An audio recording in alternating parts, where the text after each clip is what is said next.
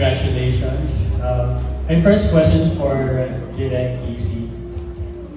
Direct. Hi Direk. I love your shoes. Thank you. Earlier sabi mo, this is an exciting cast. And so, what makes this set of new cast members special? Especially for this season? I think the combination. We have fresh faces, we have representation from the community, tapos we have, syempre Raven Rigor is isa sa mga exciting upcoming actors of ng panahon natin ngayon. Of course, may mga bago tayong faces. So parang yung combination, I'm always excited kapag yung combination niya is maganda and at the same time, nagkagaling sa iba't ibang sectors sa apat na sulok ng industriya natin. So, tapos meron pa tayong foreigner. So parang very smorgasbord. Alam mo, pag napanood mo, masarap siya sa mata because everyone is pleasant. Everyone is an exciting siya panood. Exciting combination, parang gano'n. So yun, doon ako na-excite. Well, of course, chemistry is very important din sa ganitong story. What can you share about the chemistry of the lead stars? Yun, doon na, kunyari yan, di ba? Meron silang, the thing I like about them, sige, as a director kasi, syempre dun sa mounting and visuals, dun akong tumitingin. So I'm very lucky na physical pa lang, alam mo, they're both attractive, and alam mo yung foil character sila of each other, super opposite, na perfect timing, na blunt siya, yung parang alam mo yung pag pinagtingin mo sa screen, ang dami mong nakikitang maganda. Tapos super swerte pa na siya, ang gulo niya kaliwa, ang gulo niya kanan, pag tinginan silang gano'n, perfect swak silang gano'n. So yun pa lang alam mo na, so talagang they complement each other pagdating sa physical. Ang sarap-sarap nila panoorin, talagang ma-excite ka na sana magkainlaban sila din yan. So is it safe to say that you didn't have any parang hard time in bringing out the chemistry on screen? Wala kasi tsaka maharot din naman sila sa isa't isa, so nagharutan sila, so wala na ako yun na yun, ginawa na nila yung assignment nila. Kahit hindi ko naman sinabi magharutan sila on and off na ano. Oh, okay. Sorry. Thank you, Derek. My next question is for Reynold. Reynold? Yes. Hi, Reynold. Hi. How many projects have you done here in the Philippines so far? This will be my third. Or third? Yeah, the first being The Day I Loved You, the first one. And then I came back to do RSP, My Crazy, and now with Direct EC again. No, my third time is with Direct EC again, so my third one. So, what's so special, or what do you like about working with the Filipino cast? Oh, I think I said this before, but I feel like the people in the Philippines are very welcoming. Extremely, it's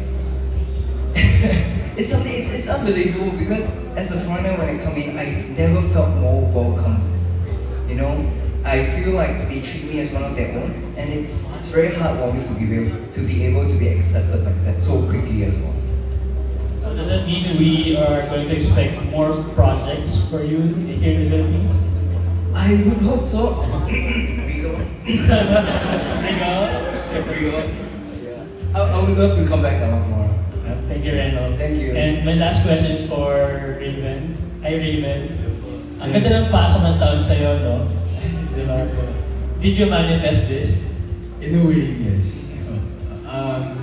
Hindi ako mag-manifest ng mga bagay. And I think, matagal din yung nag-lead up to this. I've always wanted a school setting na project. And ngayon, mag-grow na po kami in a few days. Pero apart from that, parang what made you really say yes to this role? Nung nabasa ko po yung material, and nung nalaman ko na season 2 siya nung The Day I Loved You, kasi ang hindi ko lang napanood, I think sa The Day I Loved You, just one episode, but the rest napanood ko. And I've seen yung edits and how good it is talaga. From the editing hanggang dun sa acting. And yeah, I would say na medyo fan ako ng series. So nung sinabi, hindi ko siya alam nung una, sabi ko it's a vertical series. So, sige po, tingnan natin. Then nung sinabi ko, I love you, sige po. Talagang yes na. Kasi gusto ko talaga siyang series. And sabi mo may ikaw manifest, are there any other things that you'd like to manifest this year? Marami akong na-manifest. And hindi mo na ako magsispoil po. Pero I think yung mga na-manifest ko, minanifest ko last year, magbubunga siya this year hopefully. Alright, thank you and congratulations. Thank you so much po. Thank you, Nikki. May following question tayo for Raven from a fan. Sabi niya, since you have a new on-screen partner, how or what preparations did you make to build chemistry with Reynold or the entire cast? Recent lang kasi kami nag-meet nung buong cast po. So, with Reynold, syempre, no preparations. Prepared naman, bukod sa prepared naman po kami for this. I think, i-build mo talaga din yun. I think chemistry, yes, natural ang chemistry, pero it's something that you also build. It's something na you communicate with your on-screen partner. So with Reynold, it's very easy. Sabi ko, let's get coffee before mag-roll to kasi para walang awkwardness and tension. Kasi I think that's what I did then before.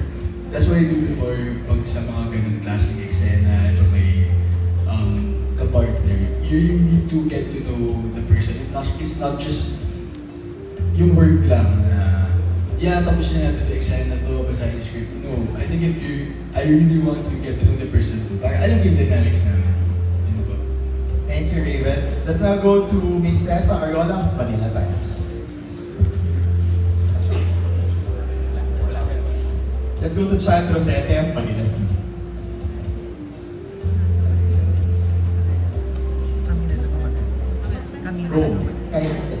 Rome, Carly Aragon. Question. Okay, go. Kate from Random Republica. Hi, good afternoon. My question is for the main characters, Raven and Reynold. You haven't shot any scene so far, right? But what do you appreciate about each other? Because you see, if we didn't know, we would think that you've known each other for a long time. Oh, really? The chemistry is so strong. So what do you appreciate about each other right now? Oh, How long have you known each other? you wanna take a guess? Yung, Don't tell me, you just met today. sa totoo lang we met yesterday. No, but we've been speaking online We've been for a speaking- while. we thought- when we found out that we're gonna be Can acting. you tell us more about the chats? We did reach out, sorry. Can you tell us more about your chats? No, it's just getting to know each other, getting to know one another. Because like Raven said before, it's about building chemistry for the show. So of course it takes some time. So we just chatted, we found out about each other's life, what we do, and yeah. Yeah, tsaka yung taping is malapit na talaga. So, tsaka hindi mahirap with Reynold din. Magaan mo oras na po. Yung kahit sa message, yun. Ano sabi? Secret. Ayun. Madali, magaan. I mean, mag-feel mo naman po yun eh. Pag magaan naman yung chemistry, ay yung magiging working relationship nyo. Tsaka tino-communicate, tsaka honest ako na, uy, hindi na. Ay, tas nakikinig talaga. I'm sorry, going back to your question, you asked what do I appreciate? Yes. It's a hard one, sir. I think it's nice because the first time I saw him, like you said, I did feel like I've known him for a really long time. And sometimes it's a bit scary to meet new cast members because you don't know what they're gonna be like. But for Raven, he was really, really open to meeting me. If he said hi to me first, I'm like, oh, okay. Yeah, so I think I really appreciated that about him. It makes it so much easier to bond. Yeah. Yeah. Yeah. Ang dami lang yung English. Mga ilang kilo? 5 kilong English daw per day. Go, Kate. For Raven, you've done BL before and also you've been partnered with a female character. So how different is the experience? What do you think? Malaki ba yung pagkakaiba? Opo, I think magiging malaking difference ito. Hindi ko naman po kami makikita ko lalo yun pag nag-roll na talaga yung cameras. But yes, I did BL before with like one on-screen partner. We did, I think, pang-fourth na BL ko na po to. But this is the first na dito. And I did 4 na. Fractured, Beach Bros, at least we had this moment upcoming pa lang. So, it's different kasi different on-screen partner. And, na-pair na din po ako with, hindi pa po ako na-pair with like a girl. Yes. Music video lang po with Kuya, Manila, for music video. So, exciting kasi yung mga learnings ko from my past projects, pwede ko na siyang madala this time. Kasi yun nga po, like I said, I waited for this yung ganitong moment to like show what I can do.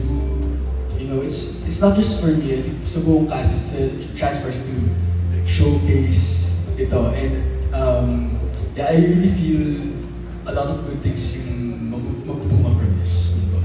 Thank you. And my last question for Direk. Parang you're the queen of vertical series now. Parang, ano yung major difference, changes that fans can expect from this series? Sabi na yung queen.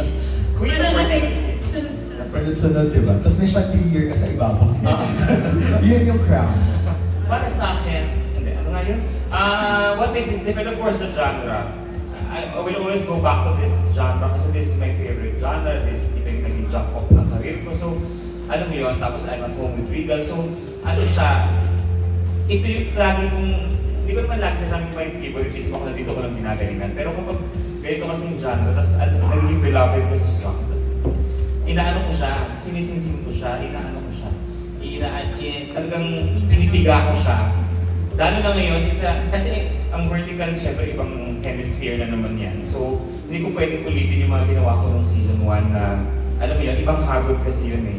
Iba yung behavior ng panonood. Ito kasi different.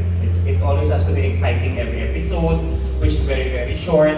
So, kailangan laging kinikilig sila every episode. Walang episode na hindi nakakakilig dapat. Laging mataas dapat. So, pakilig hanggang sa dulo. Talagang pa-compensate yung hinahanap nilang ng audience na ano. Na, oh my God, talagang naihi ako sa kilig mo. 25 episodes ngayon, episode 20 pa lang dapat naiihi na sila sa kilig. Paano gano'n? So yun na. thank you, Queen of Direk. vertical. Thank you, Kid. Ayan, nag-dance